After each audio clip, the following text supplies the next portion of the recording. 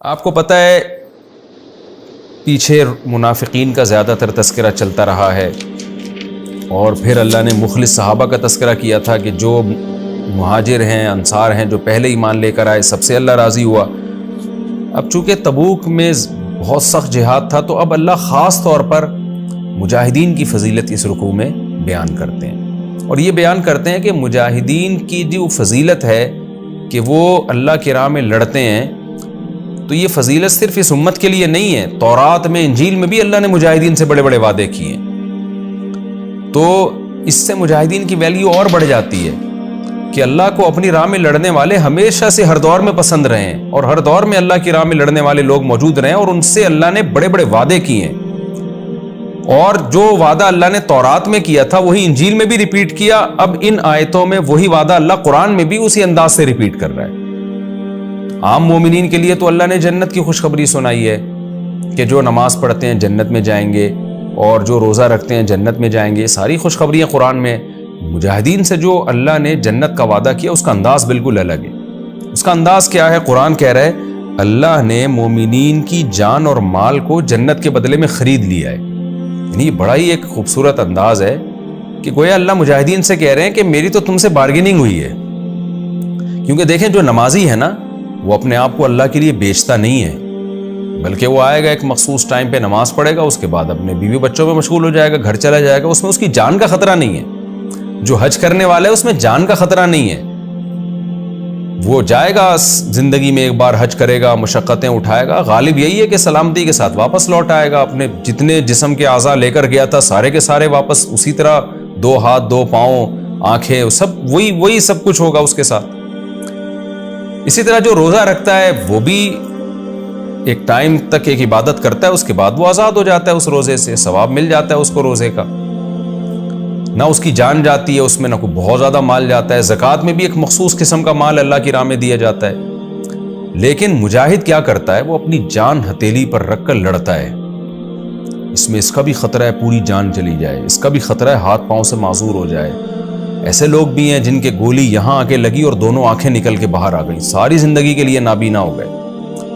ایسے لوگ، ایسے واقعات بھی ہوئے ہیں حدیث کی کتابوں میں، تاریخی کتابوں میں، سیرت کی کتابوں میں ہمیں ملتے ہیں کہ ایک مجاہد کے ساتھ کیا ہوا۔ میں نے عبداللہ ابن مبارک رحمہ اللہ تعالیٰ کی کتاب میں یہ واقعہ پڑھا، انہوں نے روایت ذکر کی کہ ہم نے میدان جنگ میں ایک شخص کو دیکھا، جس کے مسلمان کو دیکھا، مجاہد کو، جس کے دونوں ہاتھ اور دونوں پاؤں کٹ گئے۔ اب آپ سوچو، وہ میدان جنگ میں پڑا ہوا ہے زمین پہ، اور دونوں ہاتھ اور دونوں پاؤں کٹ گئے، لیکن کون سی آیتیں پڑھ رہا ہے؟ من الذین انعم اللہ علیہم من النبیین والصدیقین والشہداء والصالحین، یہ آیتیں پڑھ رہا ہے خوشی سے کہ ان لوگوں میں سے اللہ نے مجھے شامل کر دیا جن پر اللہ کا انعام ہے، جو پیغمبروں میں سے ہیں، صدیقین میں سے ہیں، صلحاء میں سے اور شہداء میں سے ہیں، والشہداء والصالحین۔ تو اللہ نے مجھے بھی ان لوگوں میں شامل کر دیا، انعام یافتہ لوگوں میں، یہ قربانی لے کے۔ تو مجاہد کی قربانی اور اس کا رزق بہت زیادہ ہوتا ہے، اس کی جوان بیوی بیوہ ہونے کا خطرہ، اس کے بچے یتیم ہونے کا، یعنی جہاد سے بڑھ کر اللہ کے لیے کوئی قربانی ہو نہیں سکتی۔ اس سے زیادہ، یعنی عشق اور محبت، جو اللہ سے ایک محبت کا اظہار ہے نا، اس کا اس سے زیادہ بہترین کوئی طریقہ ہو نہیں سکتا۔ لہذا اللہ کہہ رہے ہیں کہ ہم مجاہد کے لیے جب جنت کی خوشخبری سنائیں گے تو ہمارا انداز کچھ اور ہوگا۔ وہ انداز کیا؟ بھائی آؤ ہم سے بارگیننگ کرو، ایگریمنٹ کرو، تمہاری جان ہماری اور اس کے بدلے میں جنت تمہاری۔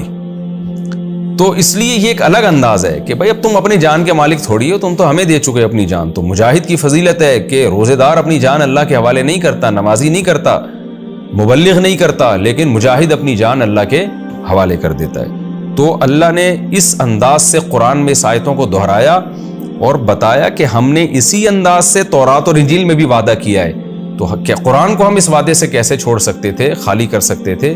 تو جس انداز سے تورات میں موسیٰ علیہ السلام کی زبان سے اللہ نے وعدے کو دہرایا مجاہدین کے لیے، انجیل میں نازل کی، اور عیسیٰ علیہ السلام نے اس وعدے کو دہرایا، تو ہم قرآن کا بھی اب ان آیتوں کو حصہ بنا رہے ہیں، اور قرآن میں بھی ان کی تلاوت کی جائے گی۔ وہ کیا ہے؟ ان اللہ اشترا، بے شک اللہ خرید چکا ہے، یعنی یہ ماضی میں یہ کام ہو گیا ہے کہ اللہ نے مومنین سے انفسہم و اموالہم، ان کی جانوں اور مالوں کو خرید لیا ہے، بِأَنَّ، اس طور پر کہ لہم الجنہ، اب ان کے لیے جنت ہے۔ وہ اپنی جان کے مالک نہیں، مال کے مالک نہیں، وہ ہماری ہو گئی، اور اس کے بدلے میں ہم نے اپنی جنت ان کے حوالے کر دی۔ اب کیسے خریدا ہے؟ اس کی ڈیٹیل اللہ بیان کر رہے ہیں کہ انہوں نے جو اپنی جان کو ہمارے لیے بیچ دیا تو کیا کریں؟ اپنے آپ کو رسیوں سے باندھ دیں؟ کیا کریں بھائی وہ؟ یا کوئی مخصوص قسم کی عبادت شروع کر دیں؟ نہ اب کرنا کیا ہے انہوں نے؟ یقاتلون فی سبیل اللہ، فرمایا اب یہ لوگ چونکہ اپنی جان کو بیچ چکے ہیں لہذا یہ اللہ کی راہ میں قتال کرتے ہیں، لڑتے ہیں۔ فیقتلون، اللہ کے دشمنوں کو میدان میں قتل کرتے بھی ہیں، ویقتلون، اور قتل کیے بھی جاتے ہیں۔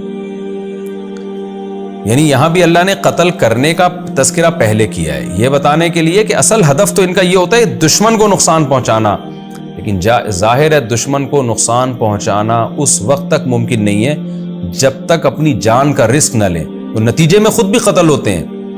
یعنی یہ ان کی عادت ہے کہ قتل کرنا اور قتل ہونا، ضروری نہیں کہ سارے قتل ہو جائیں، تو ممکن نہیں ہے اور اس سے تو اسلام ہی ختم ہو جائے گا۔ ایک عادت بیان کی جا رہی ہے کہ جذبہ ان کا یہ ہوتا ہے کہ ہم نے دشمن کو قتل کرنا ہے اور اس کے لیے اپنی جان کا رسک ہم نے لینا ہے۔ وعدن علیہ حقا، یہ اللہ پر وعدہ ہے۔ دیکھیں اعلیٰ ضرر کے لیے آتا ہے، گویا اللہ نے اپنے اوپر ایک واجب کر لی، ایک چیز اپنے اوپر ایک ذمہ داری ڈال لی ہے۔ وعدن علیہ، یہ وعدہ اللہ کے اوپر آ گیا ہے، حقا، سچا وعدہ ہے، بالکل پکا وعدہ ہے۔ اور یہ فی التوراتی، تورات میں بھی ہے، والانجیلی، انجیل میں بھی ہے، والقرآن، اور قرآن میں بھی ہے، جیسے کہ تم پڑھ رہے ہو۔ ومن اوفا بعہدہ، اب اللہ مجاہدی کو خوشخبری دیتے ہیں کہ جو مجاہد اپنے اس عہد جو اس نے اللہ سے کیا ہے اس کو پورا کرے گا۔ یہ ہر مجاہد کا اللہ سے عہد ہوتا ہے، چاہے وہ زبان سے نہ بھی کرے۔ جب کوئی شخص اپنے آپ کو جہاد کے لیے پیش کر دے، بارڈر پہ لڑائی ہو رہی ہے اور اس کی تشکیل ہو جائے، تو اس کا مطلب اس نے آٹومیٹیکلی اپنے آپ کو پیش کر دیا۔ تو یہ مطلب نہیں کہ لازمی اللہ سے کوئی زبان سے وعدہ کرے، یعنی جب اس نے اپنے آپ کو پیش کر دیا تو اب وہ بھرپور طریقے سے جب لڑے گا تو اس کا مطلب اللہ سے کیا ہوا عہد اس نے پورا کر لیا۔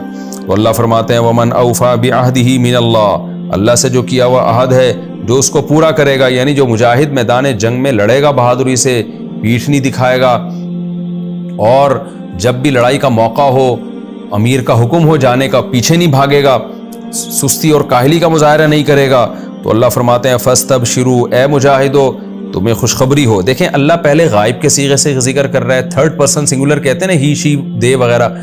جو شخص اللہ سے کیے ہوا معاہدے کو پورا کرے گا، تو ہونا یہ چاہیے تھا کہ اللہ یوں کہے گا اس کو چاہیے کہ خوشخبری قبول کرے۔ نہ اللہ نے پہلے اس کا غائب کا تذکرہ کیا، پھر ڈائریکٹ اللہ اس کو مخاطب کر کے کہہ رہے تمہیں میری طرف سے خوشخبری قبول ہو۔ اس کو کہتے ہیں صنعت التفات، کہ تھرڈ پرسن کے طور پہ کسی کا ذکر کیا جا رہا ہے، فوراً اس کو حاضر کر دیا جائے، یعنی اس کو فرسٹ پرسن کے طور پہ پیش کر دیا جائے۔